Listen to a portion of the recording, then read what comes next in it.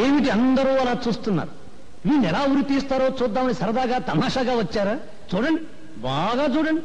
ఇప్పుడు నాకు ముసిగేస్తారు, తాడు తగిలిస్తారు. ఈ తలార సోదరుడు ఒకే ఒక గుంజు కసక్కును గుంజుతాడు, అంతే. నాలుగు ఇలా బయటకు వస్తుంది, కళ్ళు ఇలా పుడుచుకొస్తాయి, మెడ ఇలా వేలాడుతుంది. ఫినిష్. నేను చచ్చిన తర్వాత పాపం ఈ కుర్రాన్ని చంపడం అన్యాయమని కొంతమంది కొనుక్కుంటారు. ఈ అన్యాయాన్ని ప్రతిఘటించాలని మరికొంతమంది పిడికిలి బిగించి ఆవేశపడతారు. న్యాయమో అన్యాయమో అంతా పైవా డిక్టేషను, మనకెందుకు లేని వేదాంతం పలుకుతూ కొంపలు కడతారు. పెళ్ళాలు కూటికి పిలుస్తారు, తింటారు, నిద్రపోతారు, తెల్లారిపోతుంది.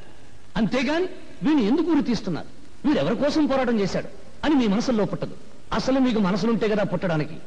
అప్పుడు మీ మనసు తెల్లవాడికి బానిస, ఇప్పుడు నల్లవాడికి బానిస. దేశభక్తి మీలో ఎప్పుడో చచ్చిపోయింది. ఒకవేళ ఉన్న అది ఆగస్టు 15వ తారీఖున జెండా ఎగరవేసే టైంలో చటుక్కున పుడుతుంది. జనగణమన అధినాయక జయ హే అని పడగానే పుట్టుక్కున చచ్చిపోతుంది. అది అగ్గది పుణ్యభూమి నాది. హోంవర్క్ చేయలేదని పిల్లాన్ని, కూర సరిగ్గా ఉండలేదని పెళ్ళాన్ని తిడతారు కానీ మాకేం చేశావని ఎప్పుడైనా ఏ మంత్రినైనా నడి రోడ్డు మీద కాళ్ళను పట్టుకుని నిలదీసి అడిగారా? ఓహో, దమ్ము లేదు. తరతరాల నుంచి మహారాజుల దగ్గర నుంచి నేటి రాజకీయ నాయకుల దాకా వాళ్ళ కళ్ళ చుట్టూ గానుగుల్లా పీనుగుల్లా తిరగటం మీకు అలవాటైపోయింది. మీ జీవితంలో కొత్త సూర్యోదయం కోసమే అడవుల పాలై ఆకలి దప్పులను సహిస్తూ ప్రాణాలను సైతం త్యాగం చేస్తున్నా దారి తప్పిన నాలాంటి సోదరులను చూసైనా మీ పీకు గుండెల్లో ధైర్యం పుట్టదు. అడుగడుగున ఆకలి, అవినీతి, దరిద్రం, దౌర్జన్యం, నిరుద్యోగం విలయతాండం చేస్తున్నా 47 సంవత్సరాల స్వరాజ్యంలో మనకు ఎందుకు ఈ గతి పట్టింది?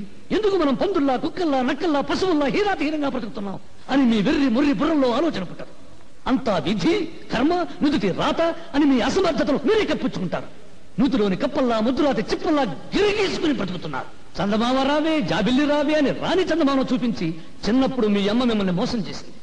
ప్రణాళికలు రావే, ప్రాజెక్టులు రావే, తెల్ల పంచదార కార్డుకు బంగారం దావే అని నాయకులు మిమ్మల్ని మోసం చేస్తూ పాడే పాటలు వింటారు, ముద్ర రేస్తారు. 5 సంవత్సరాలు బొటరు వేలు నోట్లో పెట్టుకుని చిక్కుంటారు. ఆ తర్వాత వాళ్ళు చేసే మోసాలు, దోపిడీలు మీరు కనిపెట్టుకున్నా ఉండడం కోసం మీకు చిన్న పని పెడతారు.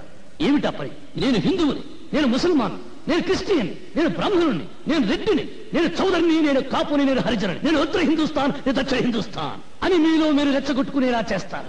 ఎక్కడ నీ పుణ్యభూమి, ఎక్కడ నీ దేశం? 1వ క్లాసు పిల్లాడు చదువుతాడు. నన్నయ బ్రాహ్మణ కులమన పుట్టెను, గాంధీజీ గుజరాతీ కోమటి, అంబేద్కర్ హరిజనుడు. ఎవడడిగాడండి వీళ్ళ కులం దేశానికి నూరి పుయ్యమని? ఇవన్నీ వాగితే నేను పిచ్చోడు. పొరపాటున మీలో ఎప్పుడైనా దేశభక్తి అనే ఆవేశం పుడితే దాని మీద నీళ్లు చల్లడం చాలా తేలిక. ఇప్పుడు చార్మినార్ ఉన్న చోట శ్రీకృష్ణుడు ఆవులను మేపాడంటే చాలు, ఫినిష్.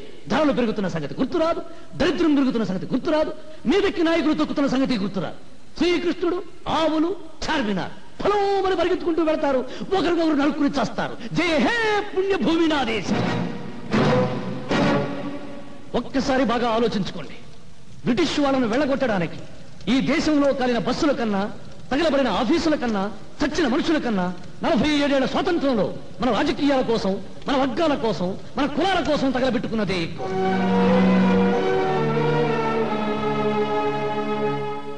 ఏమిటి అందరూ మౌనంగా నిలబడ్డారు?